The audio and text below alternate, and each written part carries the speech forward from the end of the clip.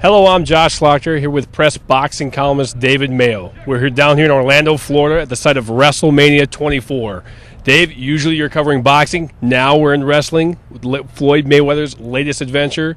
Let's rewind and first give me your thoughts when you heard that Floyd was going to get into the WWE ring. Well, the first time I talked to him about it, I was a little taken aback. I wasn't sure what was happening because he was staying in character when he talked to me, and it's just an unusual situation. I wasn't accustomed to it, but you know, it's just another way for him to he's appealed to the pay-per-view audiences in boxing. He's the biggest selling pay-per-view single fight fighter in the history of the sport. He's appealed to the crossover audience with the Dancing with the Stars. He's certainly large in the hip-hop community, which appeals to promoters, and this is just kind of the latest step in marketing Mayweather, the unusual athlete and the phenomenon beyond the boxing ring. And already, since we've been down here, we've actually had a chance to talk to his opponent, Paul Big Show Wight. And what have you learned, even talking to him, some of the WWE people, of what their perception is of Mayweather? Well, when we talked to him yesterday, I thought it was pretty genuine, and I think you did too, that his distaste for Mayweather's reliance on an entourage and having so many people around, and what kind of individual he has to be to kind of rely on so many people to reaffirm him after everything he's done in boxing and sports and mainstream entertainment. So I thought that even the WWE guys living in a Never Never Land kind of fantasy land world here in Disney World area, I thought that they thought that Mayweather's real life is in some way over the top as compared to their fake life. And I guess the question now is, does Mayweather's popularity translate with these WWE fans? Is he going to make them push the buy button for WrestleMania tomorrow? And now is he going to make them push the buy button for his next fight, probably in September against Oscar De La Hoya? Well, it's such a different audience. You know, I'd be surprised if boxing people bought WrestleMania. I'd be surprised if WrestleMania people bought Mayweather De La Hoya too.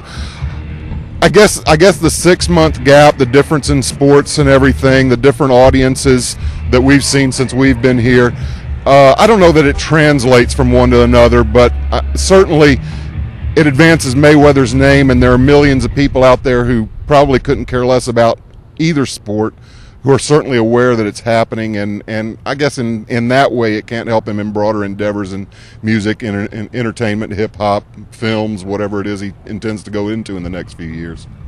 I guess now let's go briefly into the event. I mean, obviously this is something, it's not an actual sporting event. There is a script involved. What do you think is, how is this thing going to play out? I mean, anybody's best guess, but what is yours? Well, WWE tried to temper some of this very speculation late Friday night when quite a commotion going on back here on the sound test, when they sent out a release announcing that it was no holds barred, anything goes are the rules. That there had to be a winner, there couldn't be a disqualification or double disqualification. It had to end by pin, submission, or knockout. So you can take that with whatever grain of salt you choose. It could end with a pin, submission, or knockout applied by someone other than Floyd Mayweather, someone other than Big Show. I think there's going to be a lot of commotion around the ring. I'd be shocked if those two and the referee were the only 3 people in the ring from the beginning to the end of this match. I'd be shocked if it occurred entirely within the ring.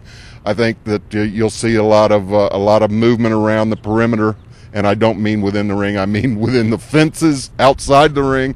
And I think there'll probably be a lot of people coming in there to get a piece of this to kind of distract us from the reality that Floyd Mayweather can't do anything against a guy that outweighs him by 300 pounds nearly. Part that you've disputed from the very start is his payday. The Associated Press, among other people, have reported it's $20 million. It seems preposterous for many reasons. What do you think it is? What do you think he's actually going to make off of this? Is it really worth it in the long run? Risk versus reward?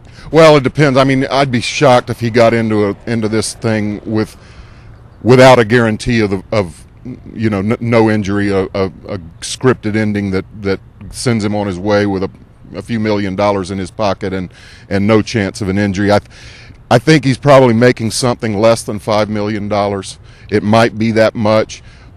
There's been speculation it could be as little as $1 million with pay-per-view incentives on the backside to to possibly raise that payday to as much as the $3.5 million that Mike Tyson made 10 years ago for WrestleMania. But that was a different era. Wrestling was it was a different atmosphere then, and you know, last year in 2007, WWE had a very good year, and its net profit was only about $200 million. That's from more than 300 live events, 15 pay-per-views, films, merchandising, home video, publishing, the whole WWE empire. You can't take 10% of that money and give it to one man, especially when you've already made that money. That's money you made without Floyd Mayweather. He's got to come in here to justify a $20 million payday after cable companies take their cut. He's got to do 400,000 unique buys for them to break even on WrestleMania. It's preposterous. And so maybe the money isn't there for Floyd Mayweather. Check out mlive.com/Mayweather for Dave's analysis and other reports from WrestleMania tomorrow night. Thank you.